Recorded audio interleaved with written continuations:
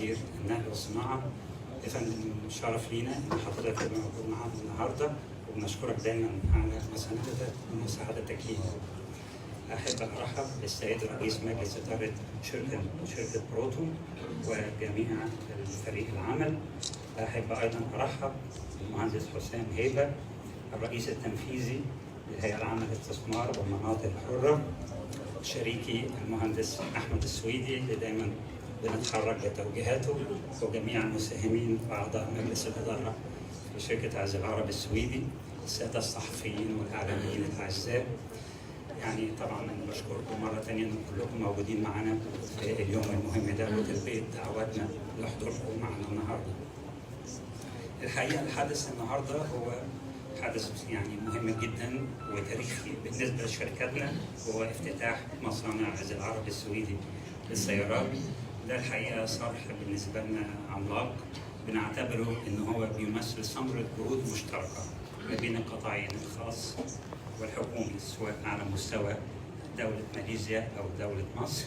واللي بحب أعلن عنه النهارده إن بدء الإنتاج الفعلي للمصنع هو الشهر المقبل إن شاء الله.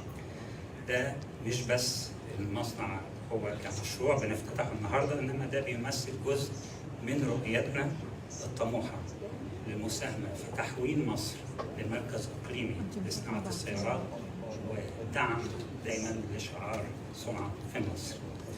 الحقيقة في رؤية وراء المشروع ده ليها علاقة برؤية الدولة المصرية وتمكين القطاع الخاص في مصر. إنما قبل ما أتكلم عنها أحب طبعا أشكر تاني الحكومتين المصرية والماليزية على دعمهم للمشروع ده وثقتهم فينا إن إحنا نقوم بيه. المشروع ده يعني طالما كان حلم وكان فيه مفاوضات كتير على مستوى الشركتين أو حتى الحكومتين لوقت طويل، وأخيرا أصبح واقعا. وده طبعا بدعم الحكومتين. وجود حضراتكم النهارده معانا بيضيف لمسة من وجهة نظري هي لمسة قومية للمشروع، وفي نفس الوقت بيؤكد دعم الدولة للقطاع الخاص وادونا الفرصة ان احنا شركتنا تقوم بتنفيذ هذا المشروع. فبشكر سيادتكم. انما الحقيقة برضو مش هنقدر ننسى حاجة مهمة، وهي ان هناك رؤية واضحة جدا لمعالي وفخامة السيد الرئيس عبد الفتاح السيسي وتوجه الدولة المصرية بشكل عام، وهي تعميق وتوطين الصناعة، تعزيز الصادرات، والتركيز بالذات على منتجات الطاقة المستدامة. والرؤية دي كانت دايما حافز لينا في بداية المشروع، وهي كمان بتتوافق مع استراتيجيتنا اللي هي بتتكون من 3 ركائز أساسية، وهي الجودة، التصدير، والسيارات الكهربائية. يعني حابب سريعا أقول معلومات عن المصنع اللي بنفتتحه النهارده، إنه في منطقة السادس في أكتوبر في المنطقة الصناعية على مساحة 70,000 متر.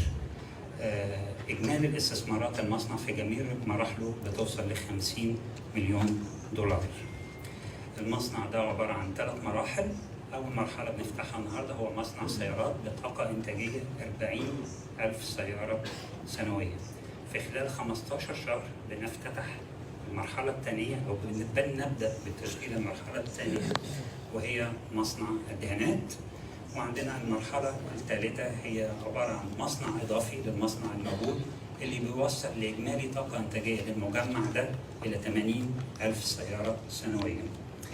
ده بالإضافة إن إحنا عندنا خطط توسع واستثمار في الصناعات المغذية، وبالذات في بعض الأجزاء والمكونات اللي لسه سلسلة التوريد للموردين المحليين ما دخلوش فيها، زي صناعة المحركات وبعض الأجزاء الأخرى.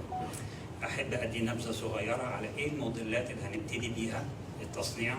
الحقيقة إحنا هنبتدي بموديل هو مشهور جدا في ماليزيا، هي بروتون ساجا. وإنما في نفس الوقت عندنا خطة لإنتاج 3 موديلات أخرى قبل نهاية 2027 للموديل الحالي. واحدة فيهم سيارة كهربائية.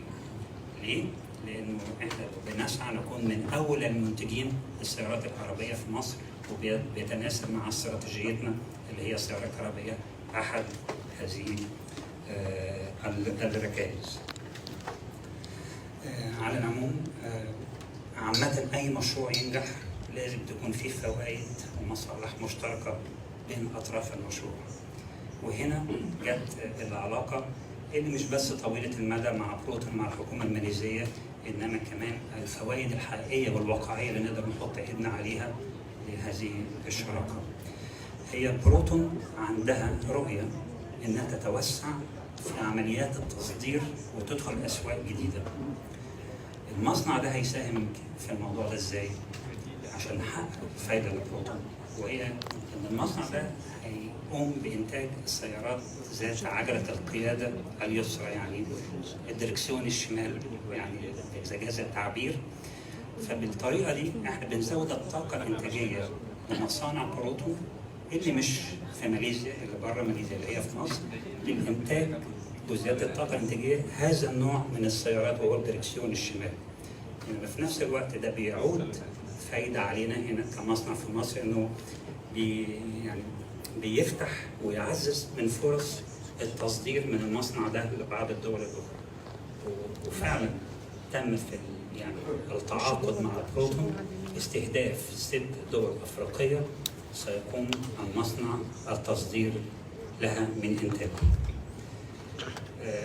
في جانب أخير وهو العملاء أو العميل. العميل ده طرف أساسي في معادلة نجاح أي مشروع، ما ينفعش يعني ما ناخدش بالنا منه، من ناحية المنتج اللي بيشتريه وبيدفع فيه أو الخدمة اللي بتتقدم له ولازم يبقى راضي عنها.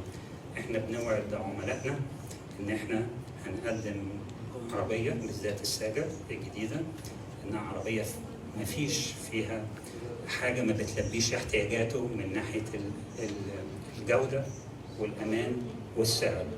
ولما بقول السعر، لأن هي العربية دي موجودة ده وضعها في الأسواق التانية بالذات ماليزيا، إن احنا بنأكد إن احنا هنوفر العربية بسعر في متناول أكبر قاعدة ممكنة من العملاء سواء في مصر أو خارج مصر، وطبعا ده بدون أي تنازل عن الجودة والسلامة.